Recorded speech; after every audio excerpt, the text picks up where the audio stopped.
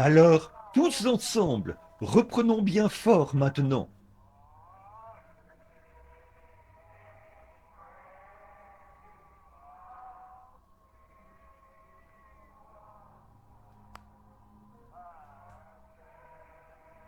Le final. Là d'abord. Il faut que je chante pas fort.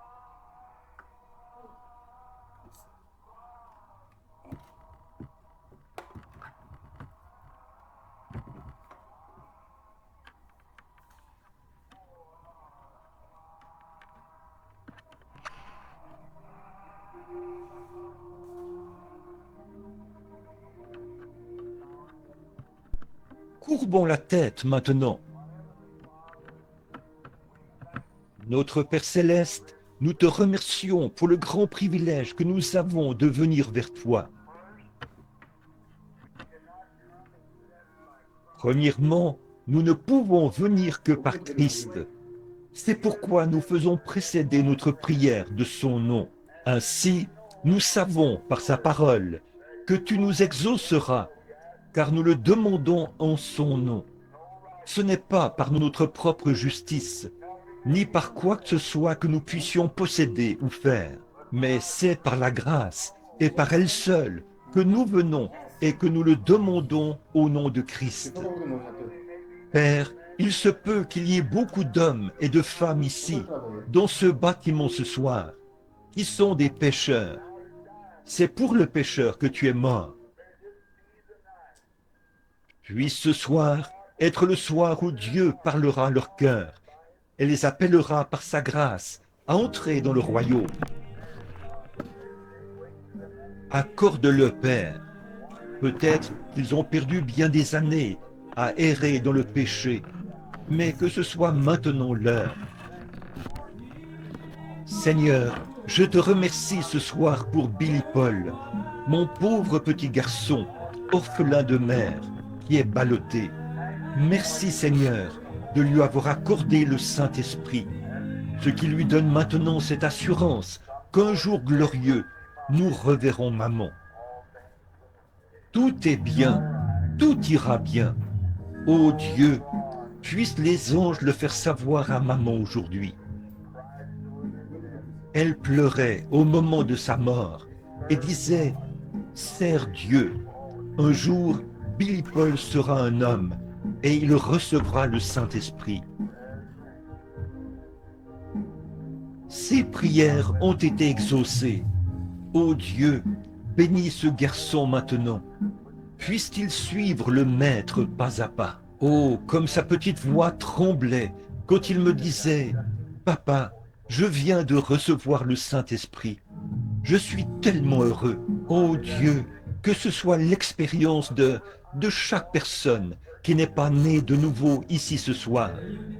Puisse-t-il recevoir le Saint-Esprit ce soir. Si nous avons commis quelques péchés, pardonne-nous, Seigneur. Guéris les malades. Pense les cœurs brisés. Et maintenant, Seigneur, je ne sais même pas par où commencer pour parler ce soir, mais tu pourvoiras.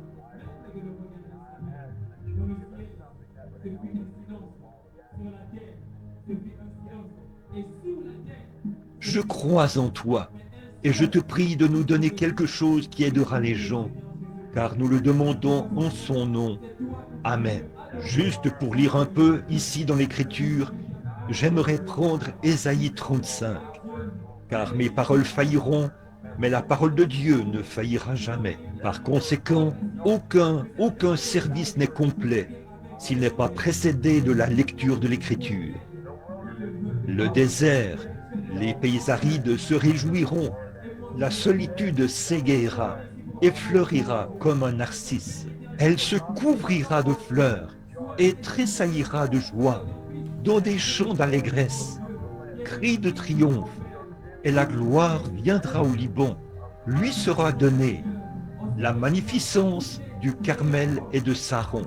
Ils verront la gloire de l'Éternel, la magnificence de notre Dieu. Fortifiez les mains languissantes et affermissez les genoux qui chancellent. Dites à ceux qui ont un cœur troublé, Prenez courage, ne craignez point. Voici votre Dieu. La vengeance viendra, la rétribution de Dieu. Il viendra lui-même et vous sauvera. Il s'ouvriront les oreilles des sourds. Alors le boiteux sautera comme un cerf, et la langue du muet éclatera de joie. Car les eaux jailliront dans le désert, et des ruisseaux dans la solitude. Le mirage se changera en étang, et la terre desséchée en source d'eau. Le repaire qui servait de gîte aux chacals croîtront des roseaux et des joncs. Il y aura là un chemin frayé, une route, la voie sainte. Nul impur n'y passera. Elle sera pour eux seuls. Ceux qui la suivront, même les insensés, ne pourront s'égarer. Sur cette route, point de lion, nulle bête féroce ne la prendra. Nul ne s'y rencontrera. Les délivrés y marcheront, là. Les rachetés de l'Éternel retourneront. Ils iront à Sion avec chant de triomphe, et une joie éternelle couronnera leur tête. L'allégresse et la joie s'approcheront. La douleur et les gémissements s'enfuiront. Puisse le Seigneur ajouter ses bénédictions à la lecture de sa parole. Ce soir, si Dieu le veut, je veux vous parler juste quelques instants. Je vais surveiller ma montre ici pour ne pas vous garder trop longtemps ce soir. Après les réunions de cette semaine où j'ai essayé de montrer aux gens qu'il n'y a pas lieu d'avoir peur, la pire chose que le diable peut mettre sur vous, c'est la crainte. Si vous aviez même un cancer et que vous ne craigniez pas, que vous croyez que Dieu vous guérirait, vous ne seriez pas trop mal en point. Dieu s'en occuperait. Si vous étiez malade ou quoi que ce soit et que vous ne craigniez pas, donc la crainte est l'une des pires choses que Satan peut mettre sur une personne. Et cette semaine, j'ai essayé de démontrer par l'Écriture qu'un homme né de nouveau du royaume de Dieu n'a rien à craindre.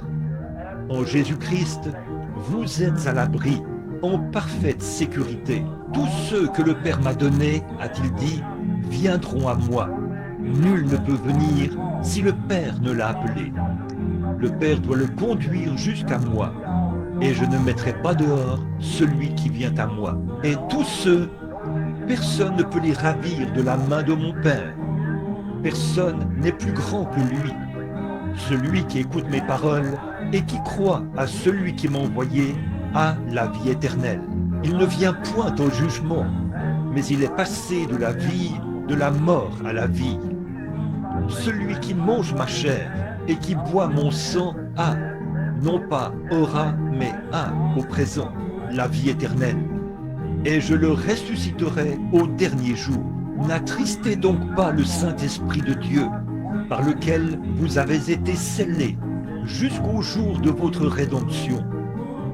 Voilà, c'est ça, scellés et mis à part jusqu'au jour de votre rédemption.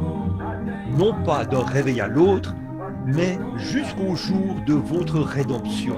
Oh, combien le Saint-Esprit est venu ce matin et nous a bénis alors que nous en parlions. Il nous a retenus ici jusqu'à 13h30 ce matin, alors qu'on était là depuis 9h30. Oh, combien il nous a bénis. Maintenant, ce soir, je veux parler de... Ésaïe a dit ici, il y aura là un chemin frayé et une voie sainte. Maintenant, je veux parler de la voie de Dieu. La voie de Dieu qui a été préparée pour nous. Maintenant, si j'allais à New York, la meilleure chose que je puisse faire ne serait pas de chercher à connaître ma position géographique et de me diriger vers le nord, mais la meilleure manière de faire serait de me procurer une carte et de suivre la carte, pas vrai? Le chemin frayé. Sinon, j'aurais des ennuis. Il n'y a pas de raccourci dans le royaume de Dieu. Vous savez, si nous essayons de prendre un raccourci, nous finirons par nous retrouver quelque part dans un étang et nous nous enliserons. Et c'est ce que nous faisons quand nous quittons l'ancienne grande route de Dieu. Dieu a frayé un sentier, une voie. Quand les enfants d'Israël sont sortis du pays d'Égypte, ils ont suivi le sentier de Dieu. Ils menaient jusqu'à la mer Rouge. C'est étrange que le sentier de Dieu mène dans cette direction-là. Mais son sentier passait à travers la mer. Alors, quand le moment de la confrontation est venu et qu'Israël s'est trouvé là, devant la mer, le sentier de Dieu passait à travers la mer.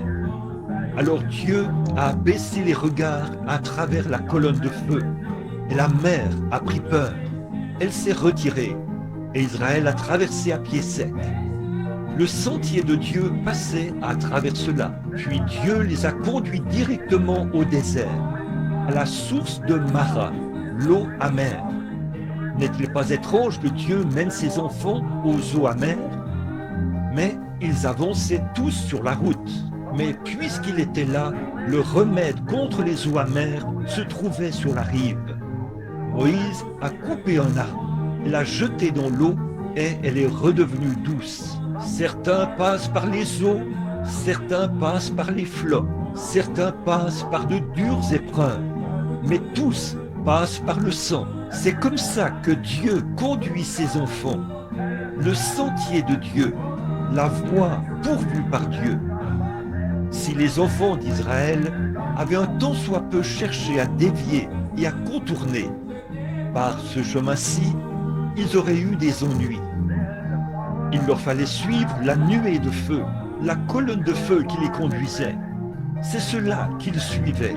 Et si l'Église ce soir ne suit que la colonne de feu, le Saint-Esprit, vous arriverez à Canaan, c'est sûr et certain.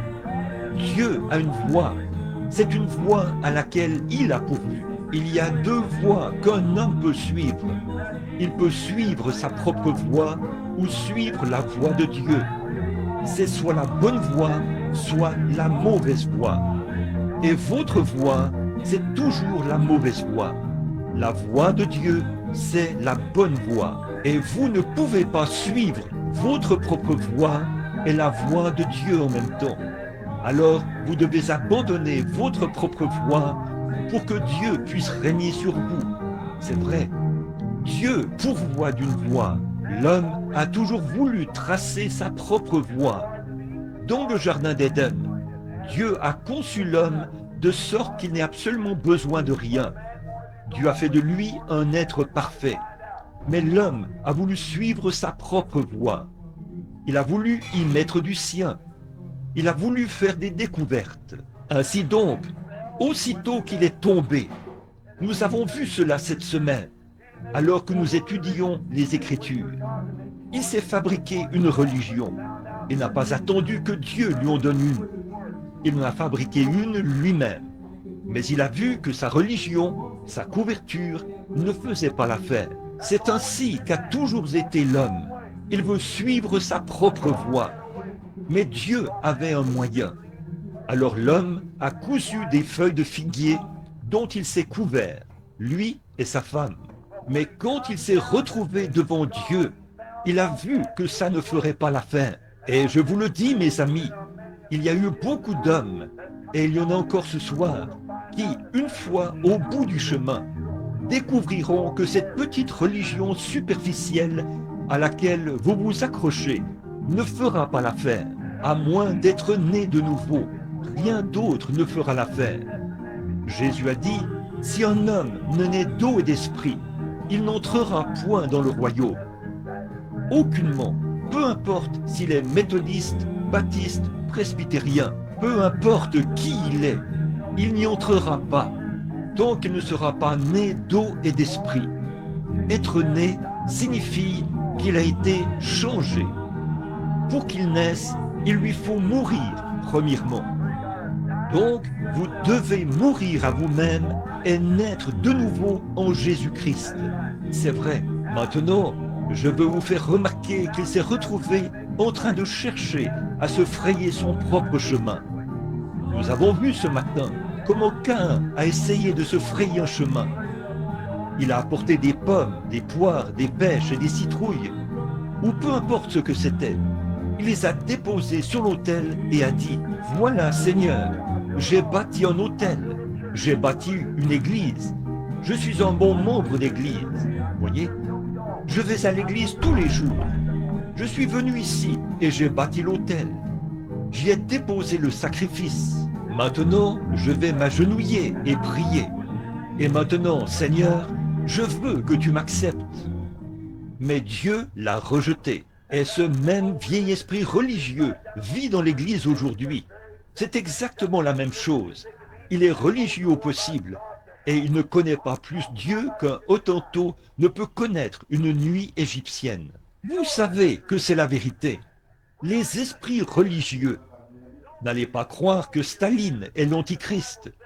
La Bible dit, les deux esprits seraient tellement proches au point de séduire, s'il était possible, même les élus. Nous voyons que Judas Iscariote est venu là, puis il est allé prêcher l'évangile et s'est réjoui. Il est revenu en hurlant et en poussant des cris, et il passait du bon temps avec les autres disciples. Matthieu chapitre 10. Mais il a continué d'aller avec les disciples. Pourtant, il était le diable incarné. Mais il continuait d'aller avec eux. Et Jésus était Dieu incarné.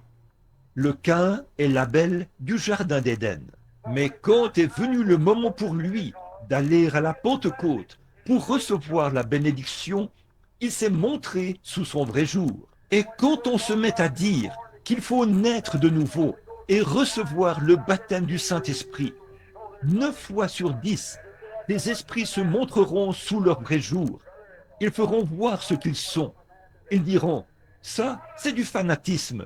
Laissez ça de côté. Frère, c'est la voie pourvue par Dieu pour l'homme aujourd'hui. Alléluia! Regardez, Dieu a toujours pourvu d'un moyen. Dieu est dans l'obligation de pourvoir d'un moyen. Dieu pourvoit d'un moyen pour la nature. Pourquoi ces grandes inondations partout dans le pays? On a abattu tous les arbres et tout, ce qui a laissé libre cours à la circulation de l'eau.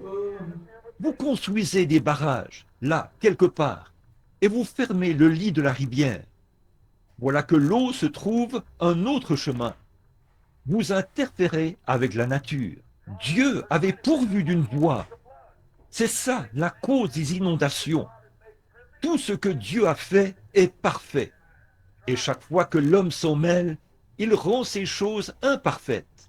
C'est vrai. Eh bien, prenons par exemple le cas des canards. J'aime observer les canards pendant les saisons où je vais chasser dans la montagne. J'irai là-bas à l'automne. Eh bien, là-bas, les canards viennent tous de la Louisiane pour s'y rassembler. Ils vont là-bas dans les marécages. Puis, ils se dirigent vers le nord et s'y installent. Ils font leur nid et élèvent leurs petits canetons. Ainsi, les petits grandissent. Et vers le mois de septembre, à cette période de l'année, ou à la fin septembre.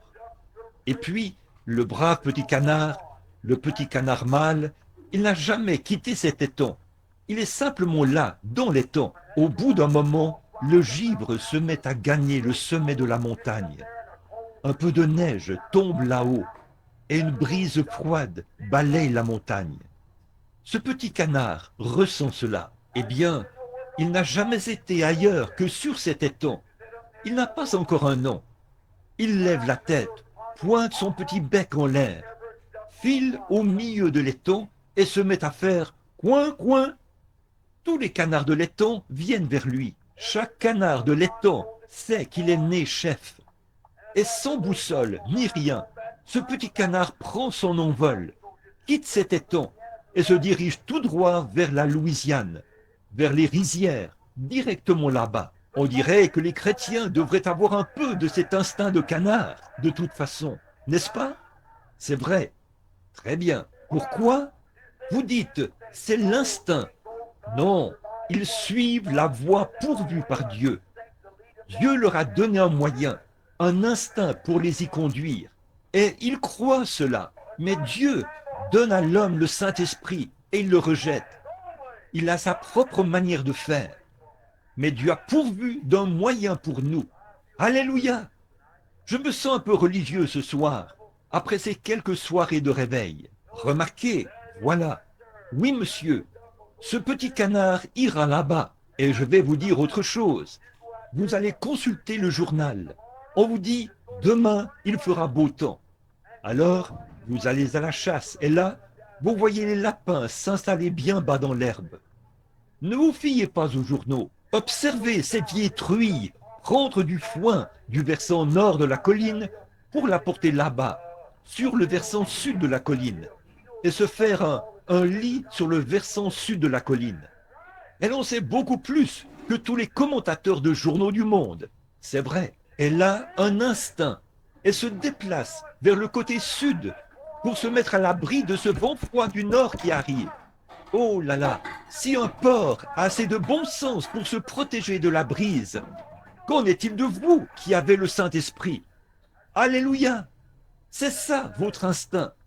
Oui, monsieur, Dieu leur a donné un instinct. C'est la voie pourvue par Dieu pour eux. Ils vivent selon la voie pourvue par Dieu. Prenez une fleur qui meurt et qui disparaît dans le sol. Ce n'est pas sa fin, elle reviendra à la vie. Dieu a pourvu d'un moyen pour elle, et elle y croit. Dieu a toujours pourvu d'un moyen. Parfois, le chemin ne passe pas par des choses agréables. Parfois, il passe par des difficultés. Mais c'est la voie pourvue par Dieu. C'est Dieu qui le fait. De toute façon, une fois, il a placé un homme sur la voie pourvue par Dieu. Cet homme a été obligé de passer par la fosse aux lions. Mais il suivait la voie pourvue par Dieu. Et Dieu l'en a fait sortir. Alléluia! Je vois d'ici des enfants hébreux assis là-bas à Babylone un matin. Ils avaient refusé de se prosterner devant une idole. C'est vrai, ils avaient dit, nous ne le ferons pas. Jouez de la musique autant que vous voulez, et sonnez vos cornets et vos trompettes, mais nous ne nous prosternerons pas devant votre idole. Alléluia! Donne-nous plus de Shadrach, de Meshach et d'Abednego. Oui, monsieur, qui ne se prosterneront pas devant vos choses du monde. Nous n'avons pas à nous plier devant ça. Dieu nous a rendus libres par le Saint-Esprit. Alléluia! Oui, monsieur. Eh bien, je vois là-bas, un matin. Braquons nos caméras là-bas un instant. Observons pour voir. D'ici, je vois ces garçons là-bas, un matin. On avait dit, eh bien, écoutez, le roi a dit, toute personne qui ne se prosternera pas, nous la jetterons dans la fournaise ardente. Et un soir, ils sont allés prier jusqu'à exaucement. Le lendemain, quand le signal était donné pour qu'ils se prosternent devant la statue, eh bien, ils ont tourné le dos à cela. Il est donc venu et leur a demandé, « Messieurs, avez-vous fait cela? » Oui, eh bien, nous allons chauffer la fournaise 7 fois plus qu'elle ne l'a jamais été. Alors, n'est-ce pas étrange? Il y avait là une passerelle qui menait à l'entrée de la fournaise. Tout Babylone était flamboyant ce matin-là. Le feu ronflait. Je vois d'ici le roi Nebuchadnezzar, tel l'homme moderne d'aujourd'hui, s'asseoir là et dire « Maintenant, nous allons faire brûler toute cette religion du Saint-Esprit qui est en ces gars-là. Oh oui, ne pensez pas que le diable ne vous brûlera pas. Il le fera certainement. Mais souvenez-vous, le Saint-Esprit est lui-même un feu. Maintenant, je veux vous faire remarquer que le chemin de Dieu menait directement à cette passerelle. Je vois d'ici Shadrach, Meshach, Abednego marcher vers la mort. J'entends Shadrach dire, « Abednego, as-tu prié jusqu'à exaucement? » Oui. Alors, tout va très bien. Es-tu sûr que tu marches dans la voie de Dieu? Oui, monsieur. Dieu a dit dans sa parole que nous ne devons pas nous prosterner devant des idoles, et nous ne le ferons pas. Dieu est capable de nous délivrer de cette fournaise ardente. Mais s'il ne le fait pas, ça nous est égal. Nous ne nous prosternerons pas. Nous suivons la voie que Dieu a pourvue. J'entends quelqu'un dire, « Êtes-vous vraiment sûr que vous vous retrouvez dans la voie pourvue par Dieu? » Oui. Alléluia. Certains disent, Eh bien, ne pensez-vous pas que tous ces gens-là pourraient avoir raison plutôt que vous? Non, monsieur. La Bible dit, et nous nous en tenons à cela. Et les voilà qui continuent de gravir la passerelle. Je peux. La chaleur était si... La chaleur intense était presque... Elle a même tué les hommes qui les amenaient. Ils étaient presque sur le point d'y entrer. Dieu n'avait pas dit un mot. Ils continuaient de suivre la voie pourvue. Ils se sont avancés jusqu'à l'entrée de la fournaise. À peu près au moment où ils se préparaient à entrer dans la fournaise ardente, vous savez, je vois un tableau terriblement sombre ici devant moi, en ce moment même. Des hommes qui essaient d'être fidèles à Dieu, qui suivent la voie pourvue par Dieu, et les voilà sur le point d'être brûlés. Quel tableau! Remarquez, chaque fois qu'il se passe quelque chose ici en bas, il se passe quelque chose là-haut, au même moment. Regardons un peu là-haut pour voir ce qui se passe. Je le vois là, debout, vêtu de ses vêtements princiers. Alléluia! Je vois venir premièrement de sa droite un grand et puissant ange du nom de Michel. Il y en a un là-haut, le saviez-vous? Je peux l'entendre arriver en courant à côté de lui et dire « Maître !» Je le vois tirer son épée de son fourreau comme ceci et dire « As-tu jeté un coup d'œil là-bas, à Babylone, ce matin? Il y a des hommes qui suivent la voie pourvue par Dieu. Il y a des hommes qui sont prêts à sceller leur témoignage ce matin. Nos frères sont sur le point d'être brûlés. Je peux l'entendre dire « Permets-moi d'aller là-bas. Je vais changer le tableau. » Je crois qu'il aurait pu le faire, je le crois. Je peux l'entendre dire « Non, je ne peux pas te laisser y aller. Gabriel, tu as toujours été ou plutôt Michel, tu as toujours été un très bon ange. Va et remets ton épée dans le fourreau. Mets-toi là, au garde à vous. Voici venir un autre ange du nom d'Absinthe. C'est lui qui rend les eaux amères. Le voici qui s'avance et dit « Maître, regarde là, en bas. Toutes les eaux sont sous mon contrôle. Tu m'en as remis le contrôle lors de la destruction antédiluvienne. Et j'ai inondé le monde entier, tout le monde, sauf Noé et les siens. Alors a-t-il dit, permets-moi d'aller là-bas, et je vais inonder Babylone, de sorte qu'elle soit rayée de la carte. Je peux l'entendre dire, Absinthe, tu en es capable, c'est vrai, mais je ne peux pas te permettre d'y aller. C'est un travail qui n'est réservé qu'à un homme. Oh, je le vois qui se lève comme ça. Les voilà sur le point de faire le dernier pas. Je le vois qui tend la main là et dit à un gros orage, suspendu quelque part là-bas. Viens ici. Oh là là. Et il lui a obéi. Je le vois, je l'entends dire. Vent d'Orient, du Nord, d'Occident et du Sud.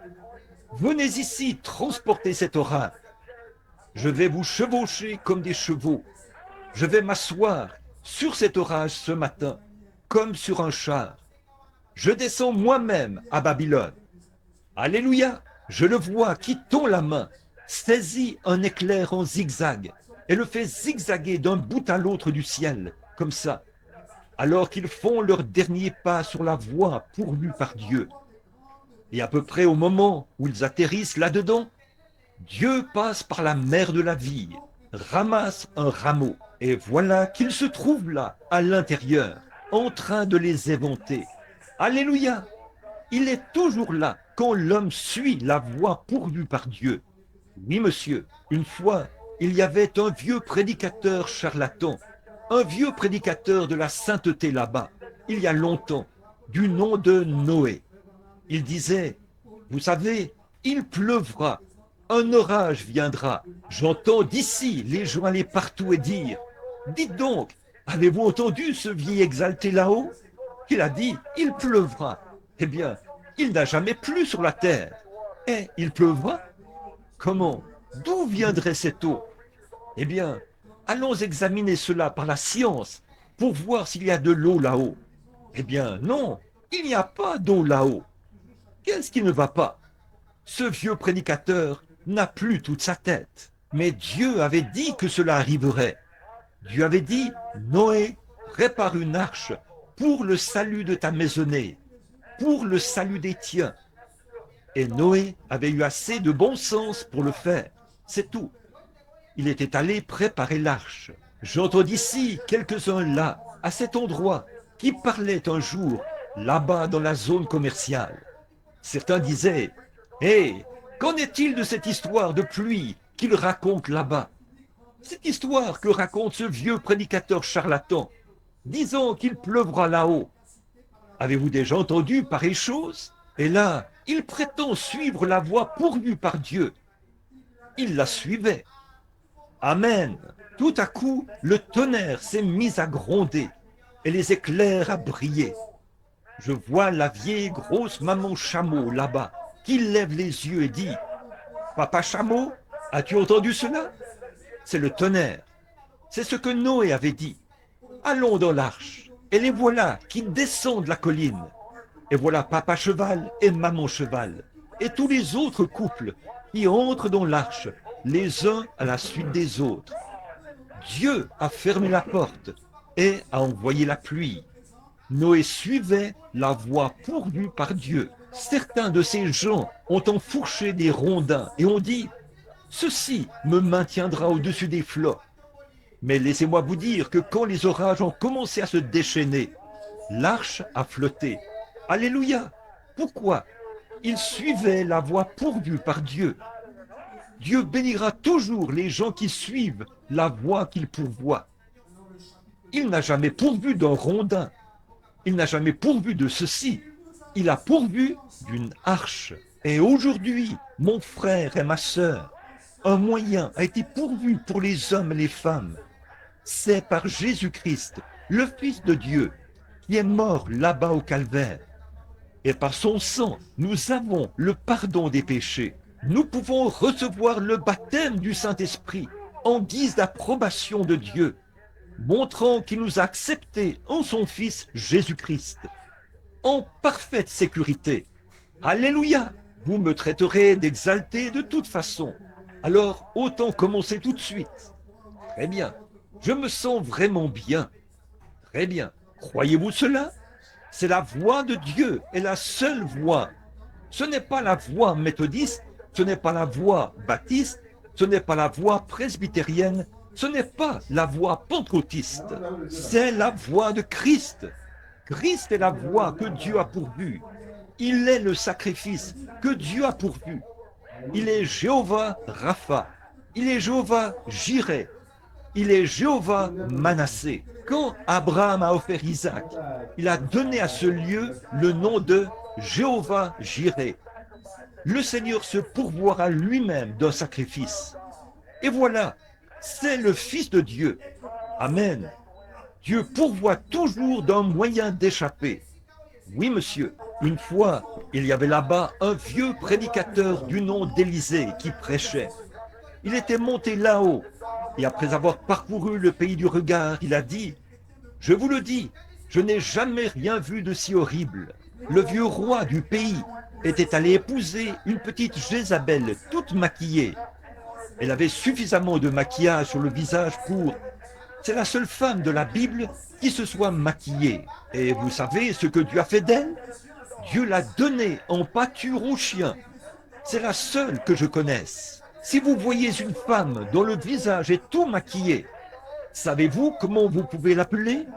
Dites « Bonjour, Madame Pâté pour chien ». C'est ce qu'elle est. Elle est comme de la pâté pour chien. Oh là là!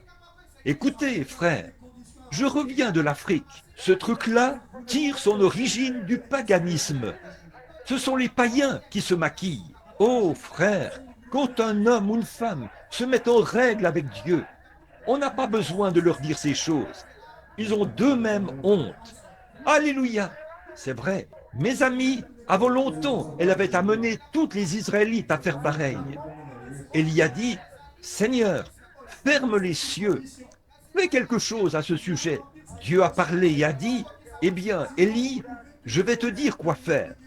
Va parler à Akab. » Et voilà qu'un vieux prédicateur, enveloppé d'un grand morceau de peau de mouton comme ça, s'est mis en marche, le visage couvert de barbe. On aurait dit une chenille laineuse. Il s'est présenté devant le roi et lui a dit, la rosée ne sera pas appelée, ou il n'y en aura pas tant que je ne l'aurai pas fait venir. Alléluia! Il suivait la voie pourvue par Dieu. Oui, monsieur. Ah, hors d'ici, espèce de fanatique. Très bien, nous savons ce que nous faisons. Le vieil Élie a dit, Seigneur, que dois-je faire? Daigne pourvoir d'un moyen pour la suite. J'ai accompli ma mission. Dieu lui a dit, va là-bas, près du torrent de Kérit, et assieds-toi. D'accord, c'est un très mauvais endroit, mais je vais y aller et m'y asseoir. Tu as dit, va là-bas. Si ton sentier mène là-bas, j'irai là-bas. Il y est allé et s'y est installé. Il a dit, maintenant Seigneur, qu'est-ce que je vais faire ici? Assieds-toi là, reste là, c'est tout. Et avant longtemps, il a commencé à avoir faim. Il a dit, Seigneur, je commence à avoir un peu faim. Et voici qu'est arrivé un corbeau. Certains d'entre eux ont dit, regardez ce vieux prédicateur exalté assis là-haut sur la colline. Voyons donc, n'est-il pas fou? Eh bien, ce gars-là, qui est assis là-haut au soleil, il va mourir.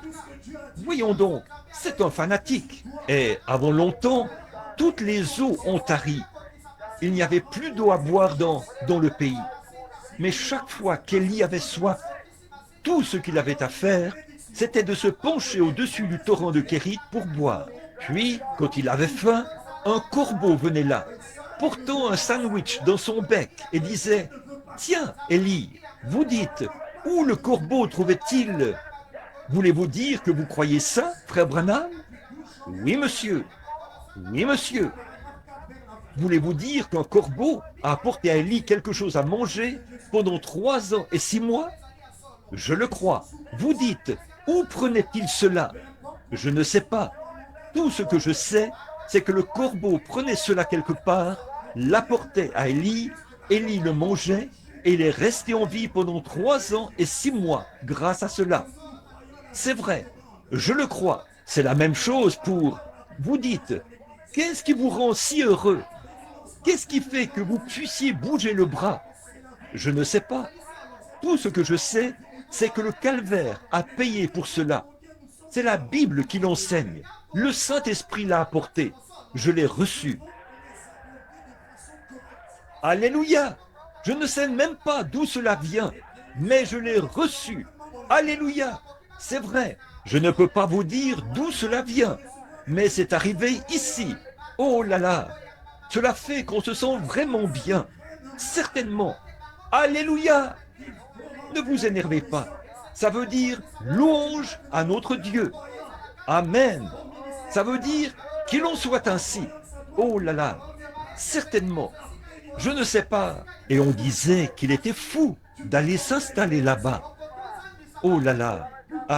À l'heure du repas, voilà un serveur de couleur qui s'avance et dit, tiens, Élie, voici ton petit déjeuner. Voyons, il était dans une meilleure situation que la moitié des gens qui sont ici ce soir.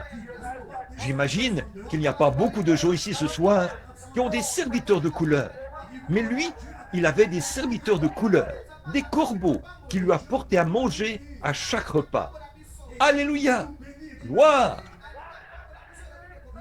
Dieu avait une salle à manger quelque part. Il y apprêtait tout, le faisait cuire et le lui envoyait. Alléluia! Ce même Dieu vit et règne aujourd'hui. Il est resté dans la voie qu'il avait pourvue. Dieu lui avait dit, va là-bas et assieds-toi. Alors il l'a fait. C'est tout ce qu'il savait faire. Qu'en pensez-vous? Croyez-vous que c'est vrai? Ça l'est. Amen. Oui, monsieur. Un jour, une petite fille descendait la rue. Et elle a dit, finalement, quelqu'un a dit, oh, alléluia, alléluia. Elle venait de recevoir le Saint-Esprit. Alors, un vieil incrédule qui était là dans les parages a dit, qu'est-ce qui vous rend si heureuse, jeune fille? Elle a dit, oh, Jésus vient de me sauver et de me remplir du Saint-Esprit. Elle a ajouté, je suis si heureuse. Il a dit, dites, qu'avez-vous dans la main? Elle a dit, ma Bible. Il a dit, croyez-vous cela? Certainement. Il a dit, Croyez-vous cela entièrement, d'un bout à l'autre? Il a dit, croyez-vous cette histoire au sujet de Jonas? Oui. Il a dit, croyez-vous que cette baleine a vraiment avalé cet homme? Oui, monsieur, je le crois. Il a dit, comment pouvez-vous prouver ça autrement que par la foi? Elle a dit, eh bien, quand j'arriverai au ciel, je demanderai à frère Jonas. L'infidèle lui a répondu, il a dit, et si frère Jonas n'est pas au ciel? Elle a dit, alors c'est vous qui devrez le lui demander. Alléluia!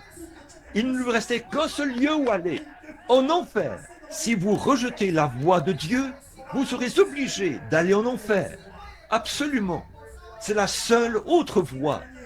Donc, vous suivez une voie ou l'autre. Amen. Eh bien, je peux le voir là-bas, assis là-haut, et les corbeaux qui lui apportent à manger. Il est redescendu là-bas. Un jour, il a descendu la colline, et Dieu a dit, maintenant, le point d'eau est à sec. Je veux que tu ailles là-bas, chez une veuve. C'était tout un endroit pour un prédicateur. Dieu lui avait dit d'y aller. C'était ça, la voie pourvue. Il s'est rendu là-bas. Et elle n'était pas israélite non plus. Non, elle ne l'était pas. Et elle a marché là-bas. Et il a descendu la colline. Et pendant qu'il descendait la colline, il a rencontré une brave veuve debout dans la cour, en train de rassembler ses morceaux de bois. Il a dit, entre et donne-moi quelque chose à manger. Apporte-moi aussi de l'eau. Elle a dit, l'Éternel est vivant et ton âme ne mourra jamais. J'ai tout juste assez de farine à la maison pour faire un petit gâteau pour mon fils. Je suis en train de ramasser ces 2 morceaux de bois pour cuire ce gâteau. Lui et moi le mangerons, après quoi nous mourrons. Il a dit, apporte-moi d'abord un peu d'eau, puis fais cuire le gâteau et apporte-le-moi. Alléluia! Que va-t-elle faire? Voilà la voie pourvue par Dieu. Cherchez premièrement le royaume de Dieu et toute sa justice. Vous dites, frère Bill, ma mère a quitté la maison. Mon mari ne veut plus vivre avec moi. Cherchez premièrement le royaume de Dieu et sa justice. Alléluia! Toutes ces autres choses seront données par-dessus. C'est vrai. Comment ferais-je, frère Bill? Allez-y, faites-le. Jésus a dit, suis-moi. C'est vrai. Gardez votre œil en bon état. Très bien. Elle est très vite entrée. Elle a pris ces 2 morceaux de bois et les a croisés. Vous connaissez la vieille manière indienne de croiser les morceaux de bois? C'était la croix, certainement. Et c'est au beau milieu de cette croix qu'on allumait le feu. C'est là qu'on allumait le feu, dans ce four à galettes. Elle a apporté la galette, l'a donnée au prédicateur. Il s'est tenu là et l'a mangée. Il a dit, maintenant retourne en faire une pour toi et ton gars, ton fils. Car ainsi dit le Seigneur, le pot ne se videra pas et la cruche ne sera pas à sec, jusqu'au jour où Dieu enverra la pluie sur la terre. Alléluia! Quoi? Parce qu'elle avait premièrement cherché le royaume de Dieu, parce qu'elle avait suivi la voie pourvue par Dieu. Dieu l'a récompensée. Croyez-vous cela? Oui, monsieur. Une fois, une femme avait perdu son frère. Il s'appelait Lazare. Oh, c'était un brave garçon. Elle avait de la peine à l'idée de ne plus le revoir. Il est mort. Elle avait envoyé chercher son pasteur, ou l'évangéliste, c'est-à-dire Jésus. Elle était sortie d'une église, et elle avait renoncé à tout ce qu'ils avaient. Elle avait envoyé chercher Jésus pour qu'il vienne et prie.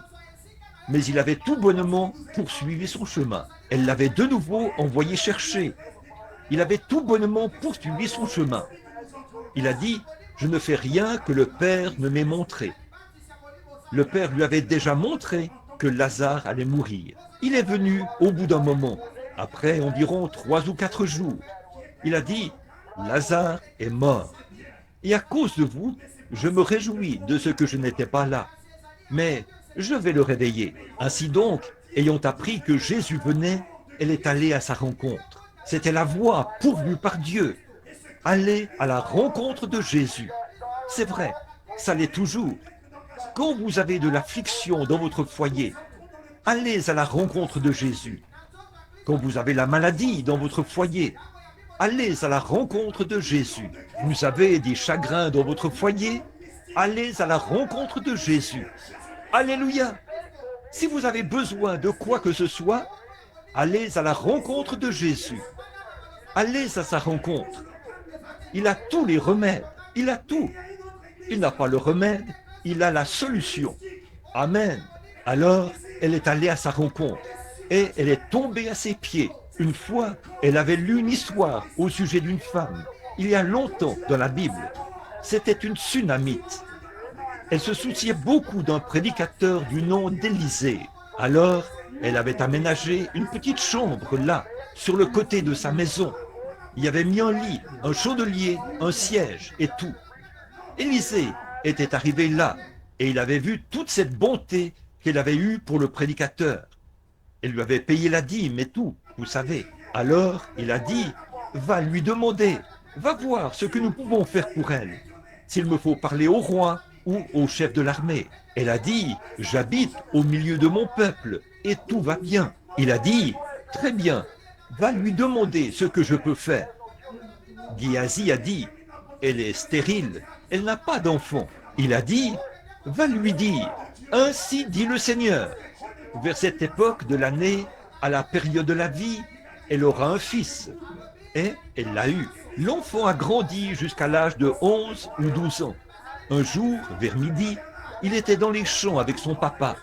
Je crois qu'il a eu un coup de soleil. Il s'est mis à crier « Ma tête, ma tête !» Il a envoyé l'un des serviteurs avec l'enfant, le petit garçon. On l'a installé sur les genoux de sa mère. À midi, il est mort. Quel endroit approprié! Elle l'a porté et l'a couché sur le lit du prédicateur, là où le prophète s'était couché. Un bon endroit où aller. Elle l'a couché sur le lit du prédicateur. Elle a dit, selle-moi un mulet maintenant. Avance et ne t'arrête pas en route sans que je te le dise. J'aime ça. Avancez et ne vous arrêtez pas. Continuez simplement à avancer. C'est vrai, le problème, c'est que nous nous arrêtons pour parler à trop de gens. Nous nous arrêtons trop pour fêter ensemble, en société. Nous avons trop de telle et telle chose. On organise une soirée de couture, vous savez. On fait de la couture et on parle de mademoiselle Untel. Vous savez comment ça se passe. Toutes ces choses se retrouvent dans l'église. Alors que vous devriez vous débarrasser de toutes ces distractions et avoir un réveil à l'ancienne mode. Envoyé par Dieu. Priez jusqu'à exaucement, jusqu'à revenir d'aplomb, jusqu'à ce que le ciel descende et que le Saint-Esprit vienne comme un vent impétueux et remplisse le lieu et les gens. Amen. Voilà ce qu'il nous faut. Elle a dit, ne t'arrête pas. Et son mari a dit, cet homme n'est pas au Carmel. Il a dit, ce n'est ni nouvelle lune, ni sabbat. Elle a dit, ça va aller. Elle voulait aller voir le prophète. Alors, elle a poursuivi son chemin. Élisée a regardé au loin et a dit, voilà cette Sunamite qui arrive. Quelque chose ne va pas chez elle. Je ne sais pas ce que c'est. Elle est arrivée en trombe. Et il a dit, te portes-tu bien?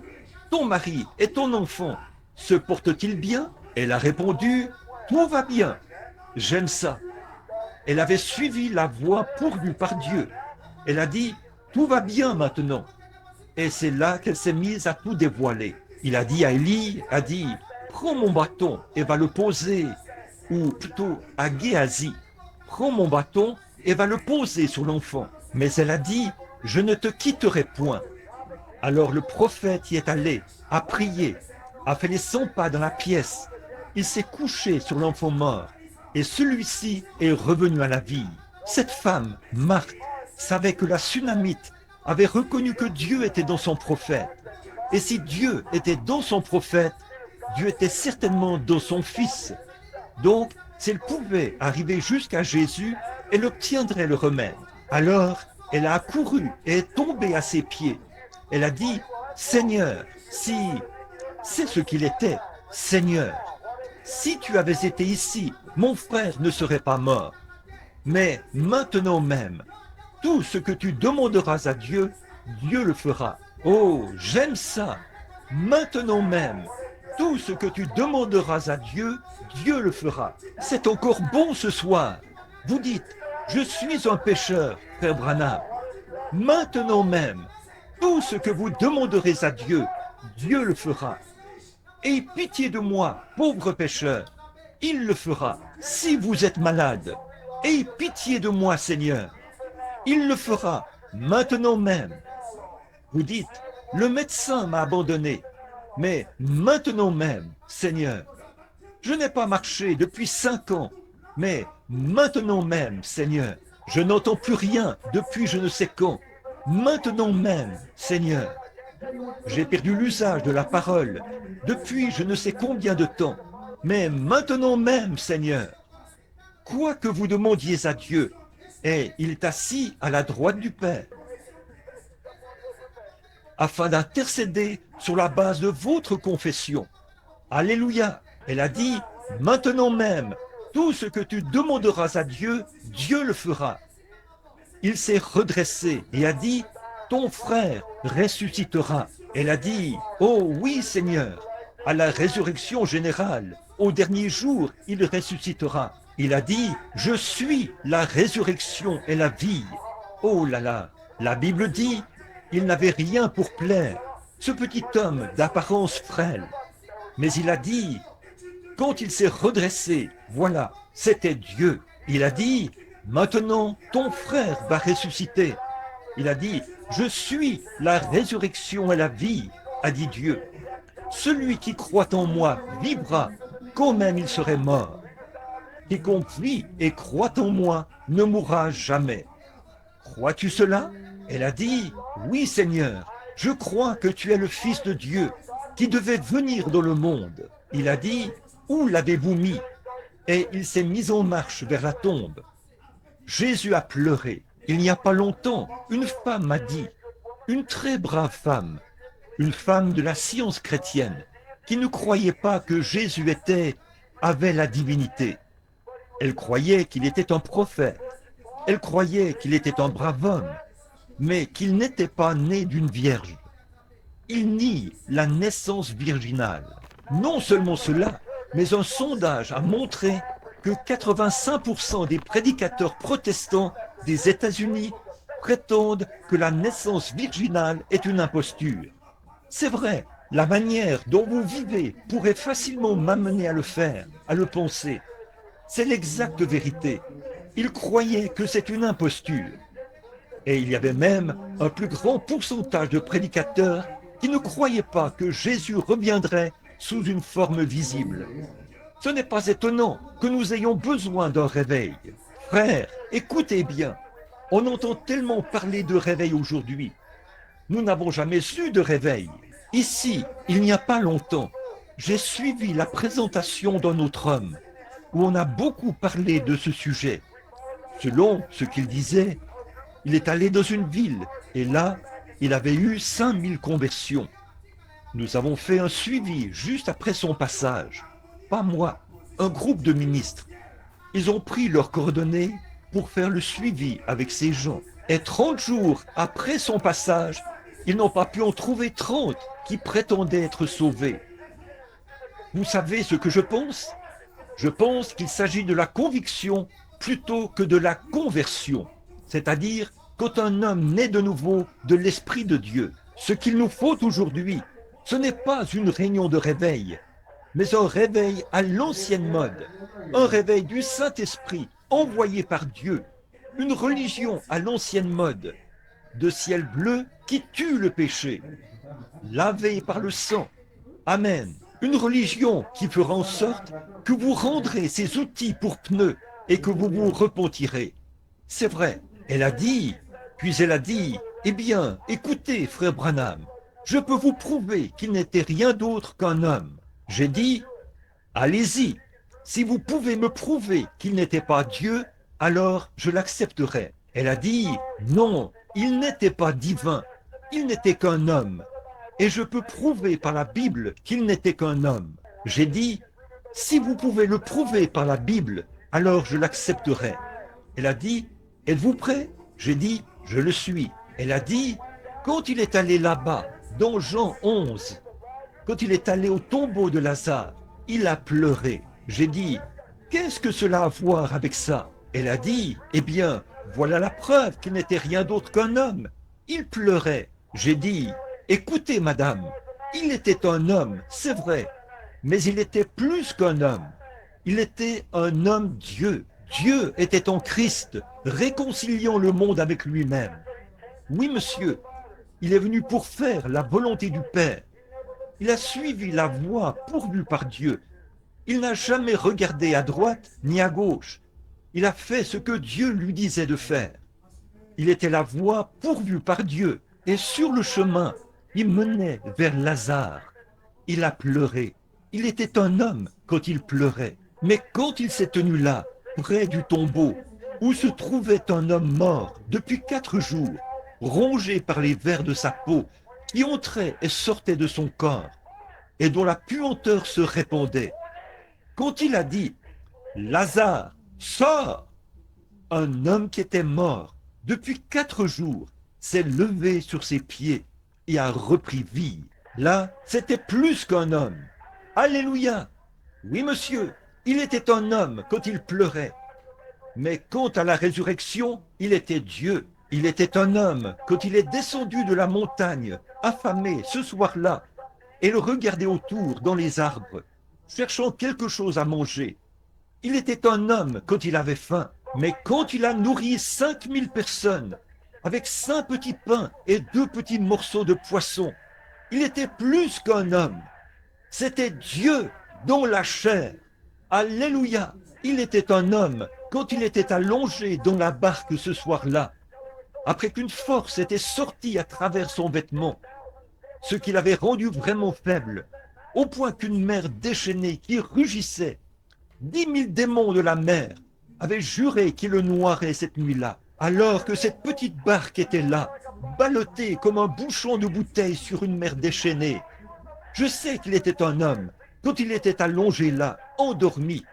Mais quand ils ont dit « Ne te soucies-tu pas que nous périssions ?» il a posé son pied sur le bastingage de la barque et a dit « Silence, tais-toi !» Et le calme est revenu. Ça, c'était plus qu'un homme. Alléluia! C'était mon Dieu. Alléluia! C'est vrai, il l'était. Oui, en effet, il était un homme quand il était suspendu au calvaire, quand ils lui ont rendu le plus grand hommage qu'ils aient jamais rendu, quand ils ont dit « Il a sauvé les autres, il ne peut pas se sauver lui-même ». Quel merveilleux hommage ou quel compliment ils lui ont fait. S'il avait sauvé ses autres, lui-même, il n'aurait pas pu sauver les autres. Alors, il lui fallait se donner lui-même afin de sauver les autres. C'était un homme quand il a imploré la miséricorde, quand il a dit « Mon Dieu, pourquoi m'as-tu abandonné ?» Il est mort comme un homme. Oui, mais quand il est ressuscité le matin de Pâques, il a prouvé qu'il était Dieu. Ce n'est pas étonnant que le prophète ait dit « En vivant, il m'a aimé. En mourant, il m'a sauvé. Enseveli, il a emporté mes péchés au loin. En ressuscitant, il a justifié gratuitement pour toujours. Un jour, il reviendra. Ô jour glorieux !» Alléluia, je l'aime. Pas vous? Suivez la voie pourvue par Dieu. Je peux voir des mages qui, une fois, se rendaient à sa naissance pour l'adorer. Je peux les voir tous se préparer. Les voilà qui chargent leurs chameaux. Je peux voir Jim Jones et tous les autres, et Jointel faire leurs bagages.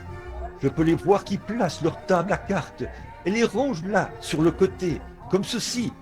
Puis ils empilent toutes les autres choses, et alors ils s'en vont adorer Jésus. Voilà qu'ils finissent par constater, au moment de partir, que les vieux chameaux n'arrivaient pas à marcher. C'est justement là le problème de l'Église aujourd'hui. Vous l'avez tellement rempli des choses du monde que ça vous ramène en arrière.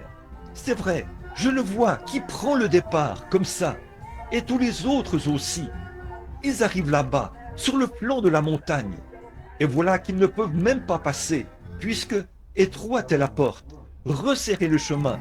mais il n'y en aura que peu qui les trouveront. Oui, monsieur, je peux voir un autre brave compagnon qui fait ses bagages.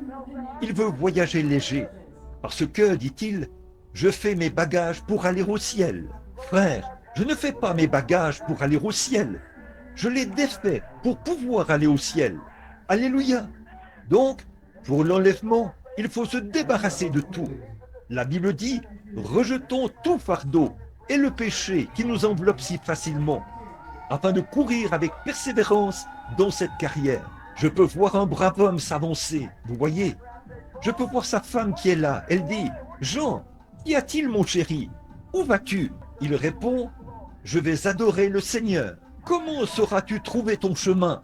Eh bien, j'y vais. Or, tu n'as même pas de boussole. Tu n'as même pas ton permis pastoral. Qu'est-ce qui te prend? Te recevront-ils? Y vas-tu pour adorer le Seigneur? Oui, prends ta boussole. Non, je n'en ai pas besoin. Tu n'en as pas besoin? Comment te rendras-tu jusque là-bas? Je peux le voir montrer du doigt l'étoile du matin et dire, je vais suivre la voie pourvue par Dieu. Amen. Dieu avait pourvu d'une étoile pour conduire les mages.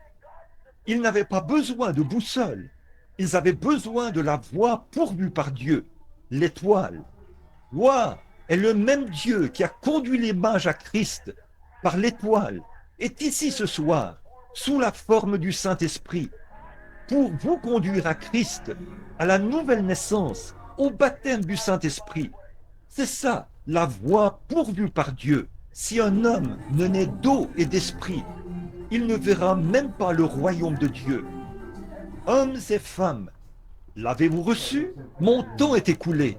Oh là là, j'ai vraiment envie de me mettre à parler de cela, d'enfoncer mes mains dans les poches de mon pantalon et de prêcher comme un vieux prédicateur, ça fera. Pourquoi? J'aime ça. Mon gars, vous aimeriez bien déguster de la crème glacée, mais il faut que vous ayez du bacon et des haricots pour avoir un corps solide. Quelque chose qui nous nourrit, qui donne de l'énergie. C'est ce qu'il nous faut. Ne le croyez-vous pas? C'est vrai. Dieu a pourvu d'une voie. Y marchez-vous ce soir? Avez-vous reçu le Saint-Esprit après avoir cru? Maintenant, vous, mes bons amis baptistes, vous savez que j'étais baptiste, et mon pasteur, là, était baptiste. Mais je veux vous dire quelque chose. Acte 19 dit, avez-vous reçu le Saint-Esprit après avoir cru? Pas quand vous avez cru, mais après avoir cru.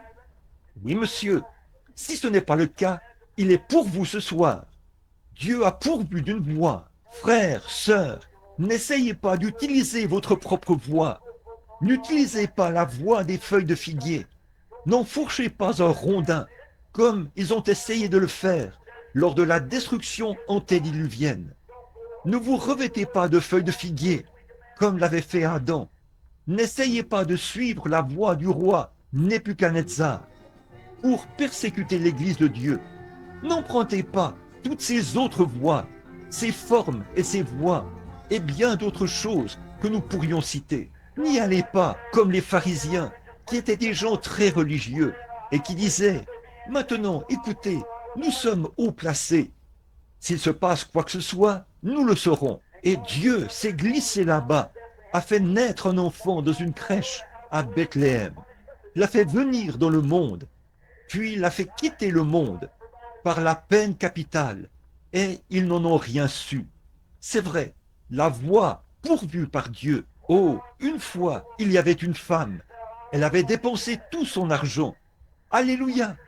Les médecins ne pouvaient lui faire aucun bien. Et un jour, elle était sur le point de s'évanouir. Elle était atteinte d'une perte de sang depuis de très longues années. Et un jour, elle a entendu le bruit de rames provenant d'une barque. Elle a regardé, et la voie pourvue par Dieu était venue. C'est, oh là là, je peux la voir qui s'avance vers des baptistes très distingués. Les jours des miracles sont passés. Elle s'est simplement faufilée entre leurs jambes. Ils ont dû s'écarter du chemin. Je la vois qui arrive là, chez Brigham Young, et toutes ces femmes. Elle a tout simplement continué son chemin. Qu'a-t-elle dit? Je les entends dire, arrêtez-vous, où allez-vous, puisque le médecin ne peut rien faire pour vous. Où allez-vous donc? Je vous ai vu là-bas, souffrant d'une perte de sang. Elle a dit, je suis la voie pourvue par Dieu. Où est-elle? J'espère que ce n'est pas de cet hypocrite-là que vous parlez. C'est là que ça se trouve. J'y vais de ce pas. Elle s'est frayée un chemin ici et là, jusqu'à ce qu'elle arrive auprès de cet homme-là. Et il faisait partie de ce genre d'église-ci, de ceci et de cela. Et tous essayaient de la renvoyer. Mais elle s'est frayée un chemin jusqu'à Jésus. Certains d'entre eux lui ont dit, « Attendez un instant là, ma sœur.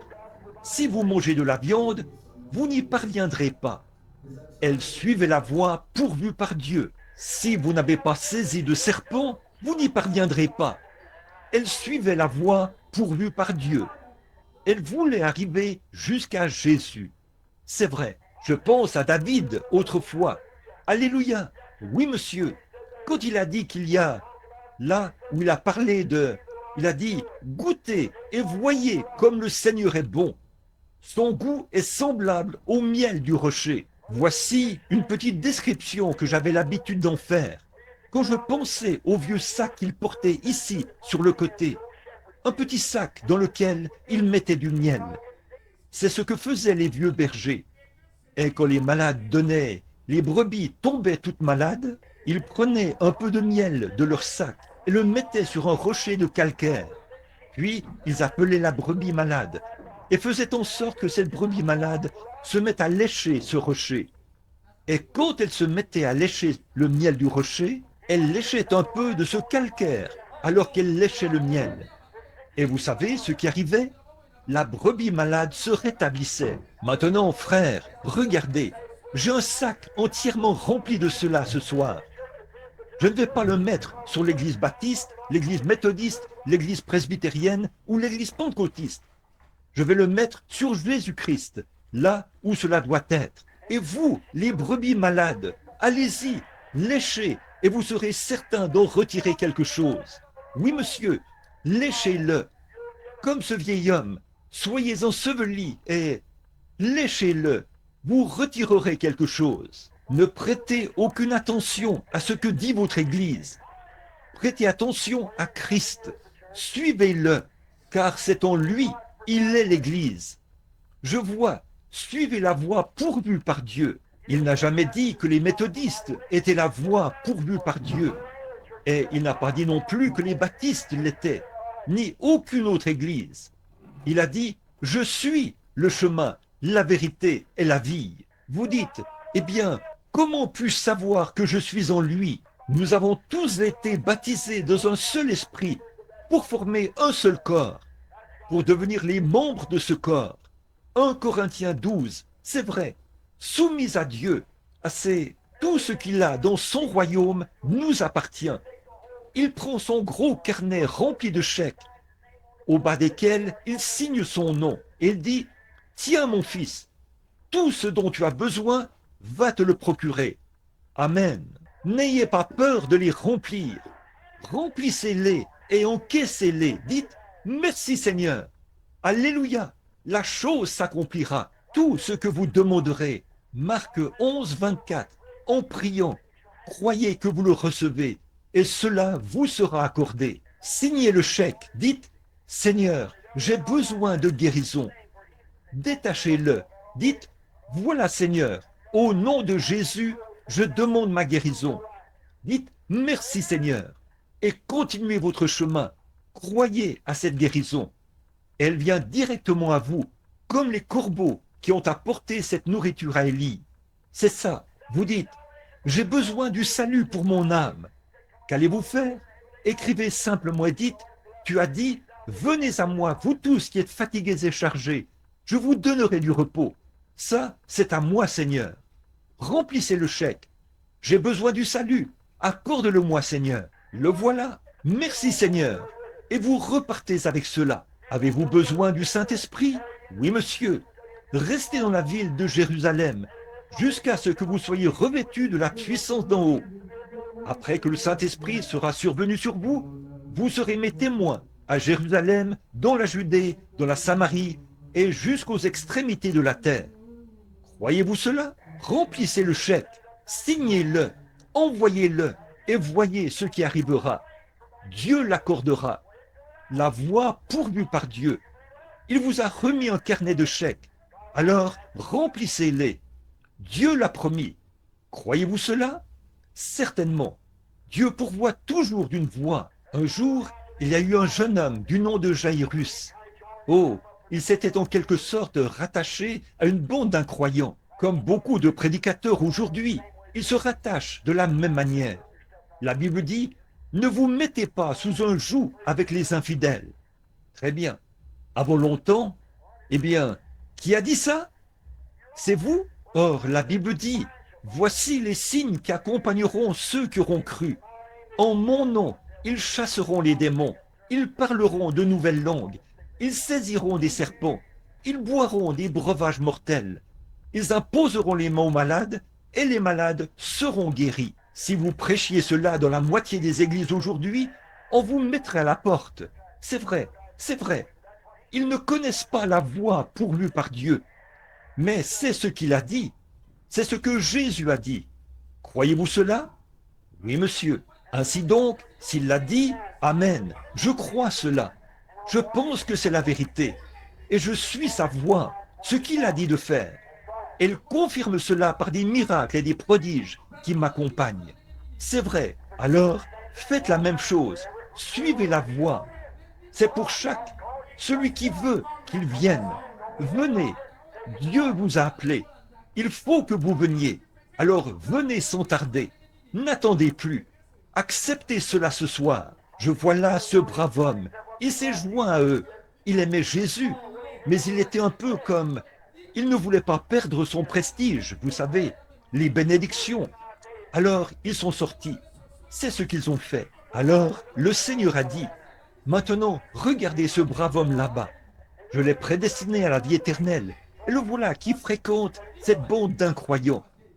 Je vais donc m'occuper de son cas.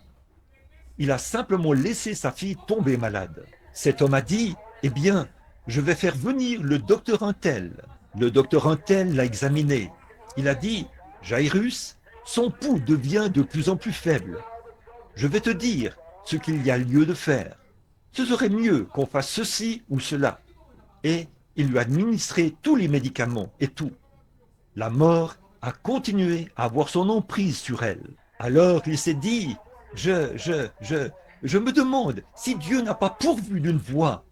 Oh là là, l'homme qu'il avait tant critiqué au sujet de la guérison divine, où il avait entendu parler de lui, et il avait dit, oui, oui, ah oui, Jairus, ne trouves-tu pas que cet homme est un hypocrite? Non, a dit le Saint-Esprit, il n'est pas un hypocrite, crois en lui. Oh oui, très bien, oh je pense qu'il l'est. Vous voyez, c'est ainsi que sont certains de ces prédicateurs frontaliers. C'est vrai, ils ont peur. Oh, que Dieu ôte de vous cet os de poulet et qu'il vous donne une colonne vertébrale. J'aime bien le témoignage de Buddy Robinson. Il a dit, Seigneur, donne-moi une colonne vertébrale de la grosseur d'une bille de bois. Mets beaucoup de bruit dans le pignon de mon âme et que je combatte le diable aussi longtemps que j'aurai encore une dent. Et après, que je le morde avec mes gencives jusqu'à ma mort. J'aime ça, c'est vrai. Il a dit, j'avais un vieux chien de chasse.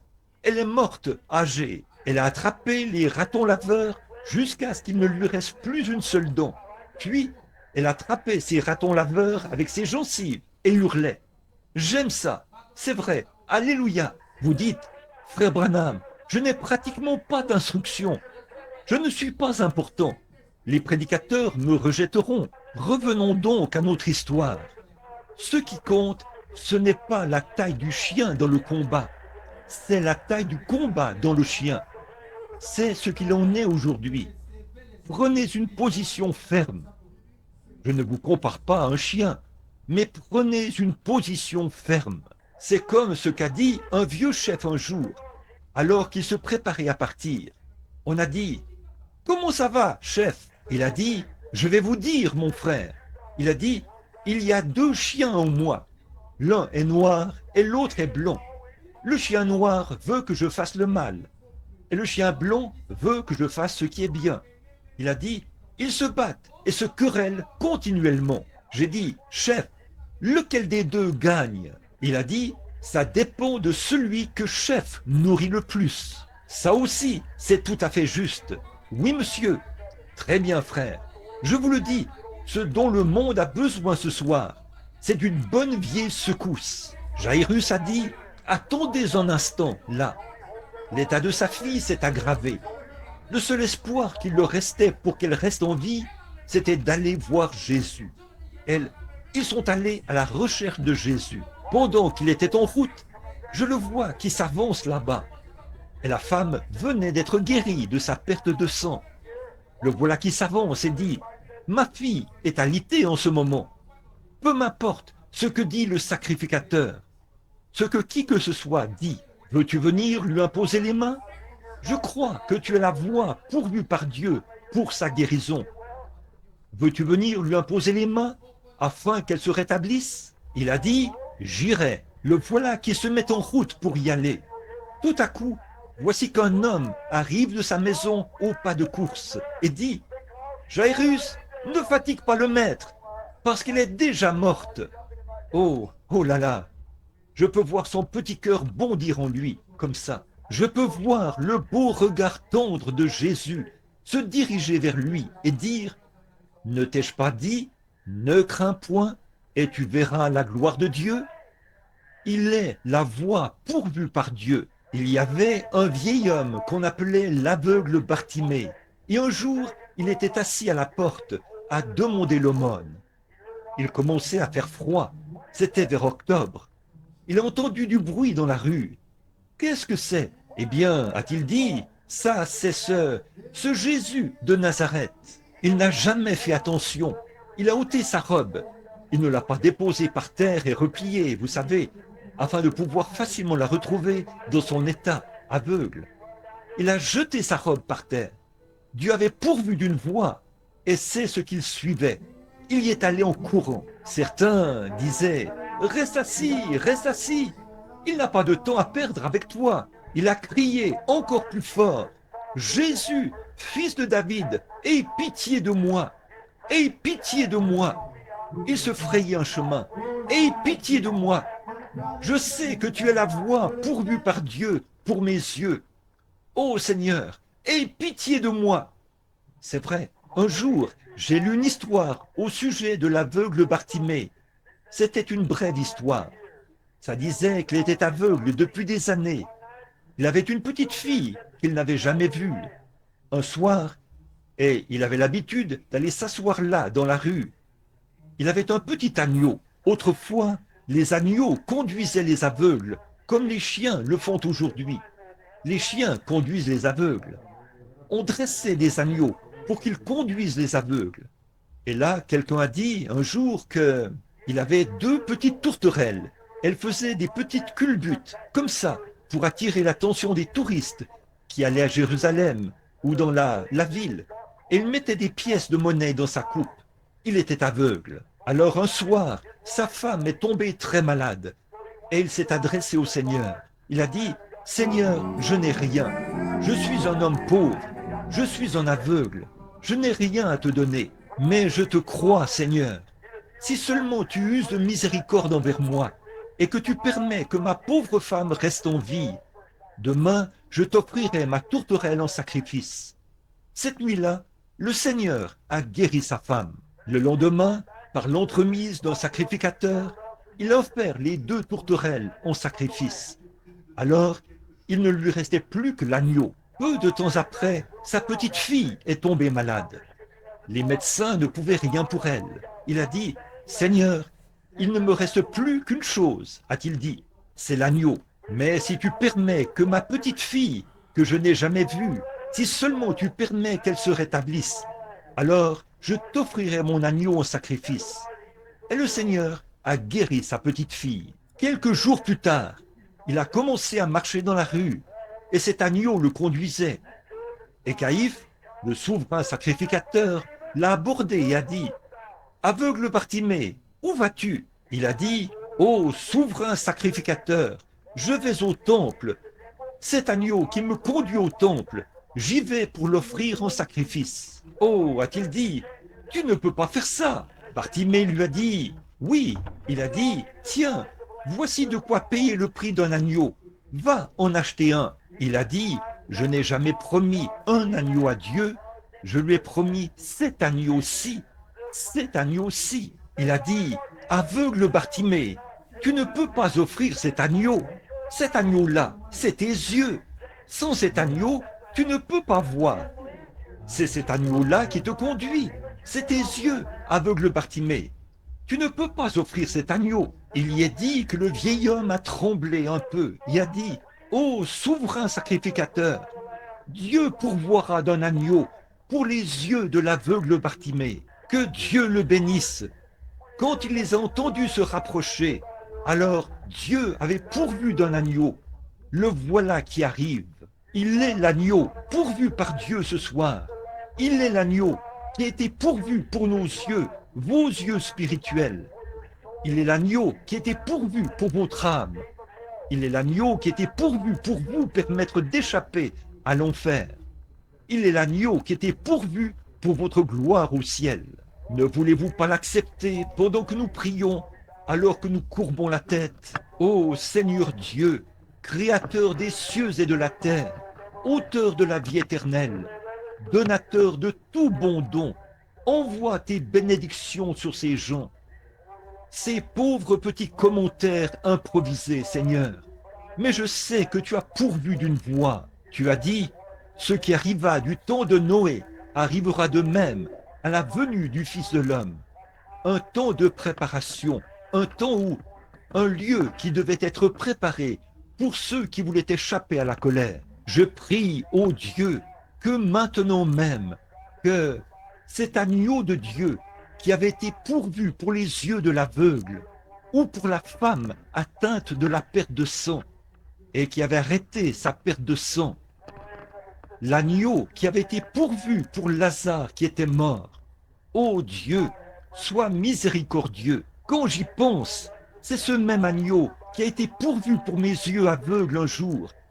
Les frères Maillot m'ont dit il y a 3 ans que je n'avais aucun espoir de retrouver la santé. Dieu a pourvu d'un agneau. Quand tu as envoyé ton ange là-bas, à Greens Mill, et que tu as dit, va faire ceci, comment pouvais-je le faire devant un monde d'athées et d'incroyants? Mais Dieu a pourvu d'un agneau. Ô Dieu, voici ma pauvre petite église que je suis en train de regarder, Seigneur. Et je pense à des milliers de kilomètres au-delà des mers, des plaines gelées et des icebergs. Combien j'ai été assis là bien des fois, seul dans une pièce à prier. Je pense aux fois où les gens venaient ici et me serraient la main. Le sol recouvert de sciure, les fenêtres qui tremblaient quand le vent soufflait. Je pense au jour où j'ai pris ma propre épouse chérie et que je l'ai déposée ici au pied de la croix et que j'ai prêché à ses funérailles. Je me souviens d'avoir vu mon petit bébé, Seigneur, qui repose là dans ses bras. Je me souviens du pauvre petit Billy Paul que tu as rempli du Saint-Esprit il y a quelques heures. Il était venu à sa tombe ce matin-là pour y déposer une fleur de Pâques et il s'est mis à pleurer. J'ai passé mon bras autour de ce petit garçon et j'ai dit, Dieu a pourvu d'un agneau, d'un sacrifice d'expiation. Un jour, cette petite tombe s'ouvrira, maman sortira, ta petite sœur aussi. Dieu a pourvu d'un agneau. Un de ces jours, ô Dieu, quand mon dernier sermon sera prêché, on m'étendra peut-être dans une pièce et je sentirai mon pouls monter le long de mon bras, la froideur de la mort envahir la chambre telle une marée, alors que la fenêtre sera ouverte et que les rideaux flotteront au vent. Ô Seigneur, fais venir le bateau de sauvetage. Je ferai mon dernier voyage. J'étendrai simplement le drap. Les paupières se fermeront et le drap me couvrira. Je veux marcher dans la vallée de l'ombre de la mort. Je veux arriver au Jourdain et dire, écartez-vous de mon chemin et m'écriez, cède le passage, ô Jourdain, je traverse. Seigneur, envoie-moi le bateau de sauvetage à ce moment-là. Reçois-moi. Veux-tu, Seigneur? Reçois-moi à ce moment-là. Veux-tu, Seigneur? Pas seulement moi, mais tous ceux qui sont ici veulent les recevoir à ce moment-là. Veux-tu, Seigneur? Accorde-le. Depuis lors, beaucoup d'entre nous ont traversé et sont retournés au paradis et vivront pour toujours. Père, s'il y a ici ce soir un homme ou une femme qui ne te connaît pas, qui ne sait rien de ce que ça vaut, qui n'est jamais né de nouveau, qui n'a jamais trouvé la voie pourvue par Dieu, puisse-t-il trouver cela maintenant même, alors que nous prions par le nom de Jésus-Christ. Avec la tête inclinée, mon ami pécheur, soyez bénis. Beaucoup sont à l'extérieur ou à l'intérieur. Le Saint-Esprit est ici. Avez-vous déjà accepté la solution de Dieu, la voie pourvue par Dieu pour vous? Il n'y a rien que vous puissiez faire pour le mériter. Dieu a pourvu de cela pour vous. Ne voulez-vous pas venir l'accepter? Ne le voulez-vous pas ce soir? S'il y a ici un ami pécheur, levez la main et dites, frère Branham, priez pour moi. Je veux cet agneau pourvu par Dieu dans ma vie. Nous n'avons pas assez de place ici, autour de l'autel, pour faire un appel à l'autel. Il n'y a pas de place. Alors je vous demande de simplement lever la main. Le ferez-vous, pécheur? Que Dieu vous bénisse, monsieur. Que Dieu vous bénisse, monsieur. Et que Dieu vous bénisse, sœur. Que Dieu vous bénisse. Et vous aussi, là-bas, au fond, une fois de plus. Y a-t-il quelqu'un là-bas au fond? Là, à ma droite, maintenant? Que Dieu vous bénisse. Que Dieu vous bénisse. Que Dieu vous bénisse. Quelqu'un d'autre pourrait-il lever la main et dire, souviens-toi de moi. Ô Dieu, accorde-moi la grâce ce soir, la vie de ton agneau. Que Dieu vous bénisse, sœur. Je vous vois, vous qui êtes assises ici. Si vous êtes à l'extérieur, avancez-vous, posez les mains sur le panneau et dites, frère Branham, souvenez-vous de moi. Je veux la voie pourvue par Dieu.